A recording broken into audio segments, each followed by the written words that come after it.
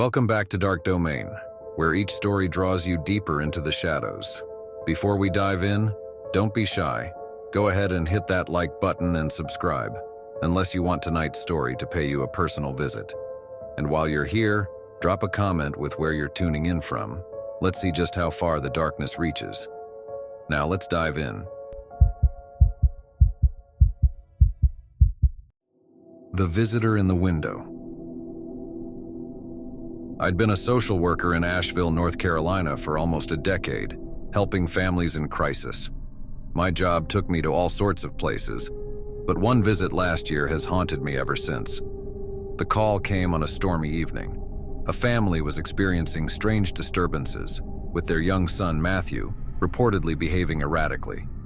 The family had recently moved to Asheville from another state, hoping to find peace after losing their youngest son, Timmy, in a tragic accident. But instead, their lives seemed to unravel. They claimed Matthew was having episodes, saying things he couldn't know, and speaking in a voice that wasn't his own. I was skeptical, thinking it was probably trauma manifesting in unusual ways. Children sometimes process grief in strange and unsettling manners, and that's what I believed I'd find. But as I parked outside their small, weather-worn house on the outskirts of Asheville, an unease settled over me. The house was quiet as I approached. Mrs. Turner answered the door, her face lined with exhaustion. She led me inside, her voice barely above a whisper as she explained Matthew's episodes, how he'd changed suddenly, his eyes growing cold and distant. She was convinced it was Timmy, their deceased son, coming through him. The notion sounded absurd, but her fear was real, and I promised to help as best as I could. When I met Matthew, he seemed like any other kid, a quiet, reserved 7-year-old who watched me with wide, solemn eyes. I sat down across from him in the living room trying to build rapport, but he only stared, his gaze unblinking. Then he spoke, his voice low and unnaturally steady. "Timmy doesn't like you here." A chill ran down my spine. His expression was blank, almost vacant, as though he were simply delivering a message. "Matthew, can you tell me about Timmy?" I asked gently. He tilted his head, his eyes narrowing. "Timmy says you're not welcome," he murmured. "He says you're going to be sorry." The atmosphere in the room felt thick, almost stifling, and Mrs. Turner shifted uncomfortably in her chair. I glanced over at her, and she looked back at me with a pleading expression, as if to say, "Now you understand?" That night I left the Turner house feeling unsettled, but convinced it was simply a reaction to trauma. I chalked up Matthew's behavior to a psychological response to grief, certain that with the right help he could find peace. But things didn't go as planned. A week later, I received another call from Mrs. Turner. She sounded frantic, her voice shaking as she begged me to come back. "He's changed," she whispered. "He won't come out of his room. He keeps talking to someone who isn't there." I returned the following day, this time bringing along a psychologist, Dr. Lane, hoping he might offer a clearer perspective. Mrs. Turner met us at the door, her face even more haggard, as though she hadn't slept in days. She led us to Matthew's room, where he was sitting cross-legged on the floor, his back to us. "Matthew?" Dr. Lane asked, his voice calm and reassuring. "How are you feeling?" Matthew didn't respond. Instead, he turned slowly, his eyes locking onto mine. His expression was one of pure malice, a look far beyond his years. It was unsettling, to say the least. Then he smiled, a slow, eerie grin that made my skin crawl. "Timmy doesn't want you here," he whispered, his voice cold. Dr. Lane tried to engage him, but Matthew ignored him, his gaze fixed on me. I felt an inexplicable sense of dread, as though I were standing on the edge of something dark and unfathomable. Then, without warning, Matthew began to whisper, his words soft and rapid, too low for us to hear. Mrs. Turner took a step back, her face pale, and I strained to make out what he was saying. It was a language I didn't recognize, a strange chant that sent chills down my spine. Dr. Lane stepped forward, reaching out to touch his shoulder, but Matthew flinched, his body tensing as he let out a guttural growl, something that no child should be able to make. We both recoiled, stunned, as he began thrashing, his eyes rolling back, his limbs convulsing. Mrs. Turner rushed forward, but I held her back, terrified by what we were witnessing. The chanting grew louder, echoing off the walls, filling the room with a sense of something ancient and malevolent. And then, just as suddenly as it had begun, it stopped. Matthew slumped forward, his breathing heavy, his eyes closed. He looked peaceful, as though nothing had happened. I glanced at Dr. Lane, who shook his head, his face pale. We left the Turners' home that evening, both of us shaken. Dr. Lane recommended immediate psychological intervention, but the family resisted, afraid of what might be uncovered. I checked in with them regularly, hoping things would improve, but each visit only seemed to reveal a deeper darkness. Then, one night, I received a call from Mrs. Turner's neighbor. She sounded terrified, her voice trembling as she told me that Mrs. Turner and Matthew had been taken to the hospital. Matthew had been found standing outside his bedroom window, staring into the house with a blank expression, his body unnaturally still. His mother had found him standing outside on the roof, whispering to something in the shadows. I visited them at the hospital the next day, but Mrs. Turner could hardly speak. She was dazed, her eyes hollow as though something had been drained from her. Matthew sat beside her, his face expressionless, his eyes watching me with a dark intensity. Then, as I turned to leave, he spoke again, his voice barely a whisper. "Timmy says he's not done yet." Those words echoed in my mind long after I left. Over the next few weeks, things only got worse.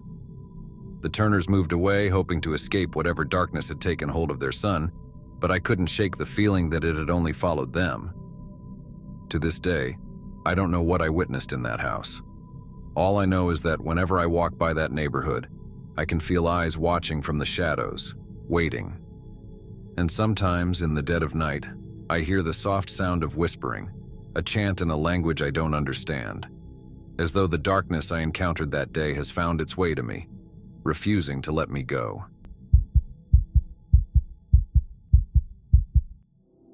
The door at the end of the hall. I moved into the St. Augustine apartments in Baton Rouge because it was cheap, close to my job, and seemed quiet enough. The building was old, with faded wallpaper, creaky floors, and a lingering scent of dust, but I didn't mind. It felt like it had character, history. My neighbor across the hall, Mrs. Langston, was a kind, elderly woman who welcomed me with homemade biscuits and stories about the building's past. "The St. Augustine has always been unique," she said with a mysterious smile. "There's a charm to it." One evening, as I was coming home late from work, I noticed something strange. A door at the end of the hall that I could have sworn hadn't been there before. It was old and painted a faded blue, blending into the wall so seamlessly that it was easy to overlook. I figured I must have just missed it in passing. Over the next few days, though, I couldn't shake the feeling that the door was unusual. It didn't have a number, like the other apartments, and I never saw anyone go in or out. Even stranger, whenever I passed by, I felt a faint hum in the air, as though something on the other side was softly vibrating. I tried ignoring it, chalking it up to the quirks of an old building, but the more I noticed it, the more it bothered me. One night I ran into Mrs. Langston in the hallway, and out of curiosity I asked her about the door. "Oh, that's a bit of a mystery," she replied, her tone shifting to one of caution. "I've lived here 40 years, and I've never seen anyone come or go. Some folks say it leads to an old maintenance closet, but others say it's been locked for years." When I pressed her further, she simply shook her head. "I wouldn't worry about it, dear. Some doors are best left closed." That only fueled my curiosity. I decided to inspect it further, knocking lightly. There was no response, but the strange humming seemed to grow louder, like a low murmur from behind the walls. I pressed my ear to the door, but the hum was too faint to make out. Just as I was about to walk away, I thought I heard something. A soft, shuffling sound, almost like footsteps on the other side. I quickly pulled back, my pulse racing, wondering if someone or something was indeed in there. Days turned into weeks, and each time I walked past that door, The humming would begin, almost like it was calling me. I started having strange dreams about it, dreams where I'd open the door and find endless hallways, dark and winding, with doors leading to rooms filled with strange, unexplainable items, empty picture frames, old-fashioned clocks, mirrors that reflected things that weren't there. In these dreams, I felt an overwhelming urge to run, but my feet wouldn't move. One night, after another vivid dream, I found myself standing in front of the door, unable to explain why. I reached for the handle, but it wouldn't budge. Frustrated, I leaned in close, and that's when I heard it again. Footsteps, but they sounded wrong, like someone was pacing slowly, deliberately. The sound made my skin crawl. I went back to Mrs. Langston, hoping for answers, but her face turned pale when I mentioned the door again. "You've been hearing it, haven't you?" she whispered, her voice shaking. "The footsteps?" When I nodded, she sighed. "Some of the older residents used to say that door leads to somewhere else. They believed the building had a strange heart that drew people in, that it wanted them to open the door. I never believed them, but I also never tempted fate." "Why hasn't anyone opened it?" I asked, trying to ignore the chill creeping over me. She shrugged, her eyes filled with fear. "Every time someone tried, something strange would happen. Lights would flicker or the door would disappear altogether. It's like it's waiting for the right person." I didn't want to believe her, but I couldn't deny the oddities I'd experienced. That night, curiosity got the better of me, and I returned to the hallway. This time, the door was open. A crack, just wide enough for me to see a dark space beyond. I hesitated, but something compelled me to look inside. The room was small and bare, its walls covered in faded wallpaper, and a single chair sat in the middle.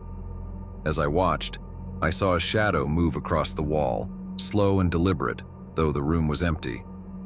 My pulse raced and I backed away. But as I did, the door creaked open further, revealing a faint light from a second door within. I took a deep breath and stepped inside. The air was cold and the hum was louder now, almost deafening. The second door, painted the same faded blue, stood directly in front of me. I reached for the handle, curiosity and fear wrestling within me. Just as my hand touched the door, the lights flickered and everything went silent. For a moment, I was plunged into darkness, the weight of silence pressing down on me.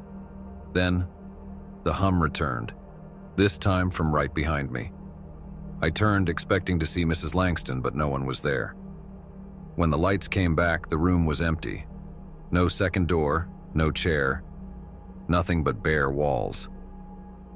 I stumbled out into the hall, my heart pounding, desperate to make sense of what had just happened. The door, now closed behind me, was completely solid, as though it had never been open.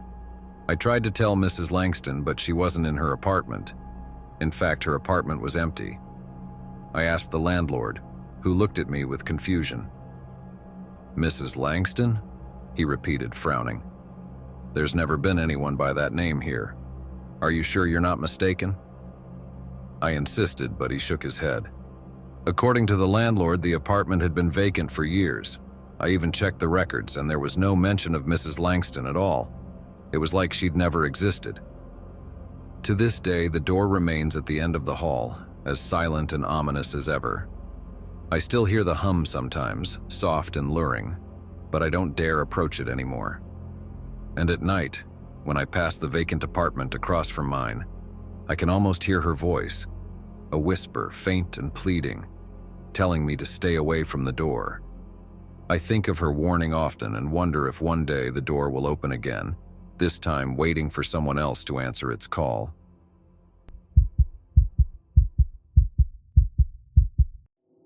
The Faith Healer. A few months ago, I was assigned to cover a story about a local faith healer in Nashville named Caleb, a man whose supposed miracles were drawing crowds by the hundreds. His gatherings were held in an old tent pitched on the outskirts of the city, surrounded by sprawling fields and dense woods. Caleb's followers claimed he could heal anything: cancer, blindness, even paralysis. Normally, I would have written it off as a scam, but there were so many rumors and accounts from witnesses that my editor insisted I check it out. When I arrived at the tent, the place was packed. People were crammed together on rows of wooden benches, some sitting, some standing, all watching Caleb with rapt attention. He was a tall man, gaunt but charismatic, with piercing blue eyes that seemed to glow in the dim light. Dressed in a simple white shirt, he looked like any other preacher, but something about his presence was different, magnetic, almost overwhelming. As he began to speak, his voice carried a quiet authority and the crowd hushed. He talked about faith, redemption, and the power of belief, his words weaving through the crowd like a spell. Then, he called a woman forward, a frail, elderly lady with a hunched back and a visible tremor in her hands. She looked terrified, yet hopeful, as Caleb placed his hands on her shoulders and closed his eyes, murmuring softly. For a moment, the tent was silent. Then slowly, the woman straightened, her trembling hands becoming steady, her back straightening as she let out a cry of joy. The crowd erupted in applause, many people weeping, others shouting praise. I watched in disbelief, trying to make sense of what I'd just seen. After the healing, Caleb's followers approached him one by one, some asking for blessings, others for cures. I hung back, observing until the tent began to empty. When he noticed me, he beckoned me forward, a strange smile on his face. "You're not here for healing," he said, his voice calm. I nodded. "I'm a journalist, just here to see if the stories are true." His eyes narrowed and he nodded, almost as if he'd expected it. "People come to me for miracles, but faith has a price. Not everyone is ready to pay it." I wasn't sure what he meant, but his words lingered as I left the tent that night, still wrestling with what I'd seen. Over the next few days, I interviewed some of Caleb's followers, trying to find evidence that what he was doing was real. Some of them had incredible stories: chronic pain gone, lifelong illnesses cured overnight. But others were less fortunate. One woman who'd claimed Caleb had cured her of cancer had died just weeks after her healing. Another man, who'd once been blind and was cured, had lost his sight again and fallen into a deep depression. It was as if the miracles were temporary, leaving people worse off than before. I decided to confront Caleb about it, returning to the tent on a night when I knew he'd be holding another gathering. This time the crowd was smaller, but the energy was even more intense, almost desperate. People were pleading for Caleb's touch, begging him to heal them. He seemed more tired, worn down, yet still pushed forward, moving through the crowd with a sense of duty. After the gathering ended, I approached him. "Caleb, I've spoken to some of the people you've healed. Some of them, they didn't stay healed. Some even died." He looked at me, his face somber.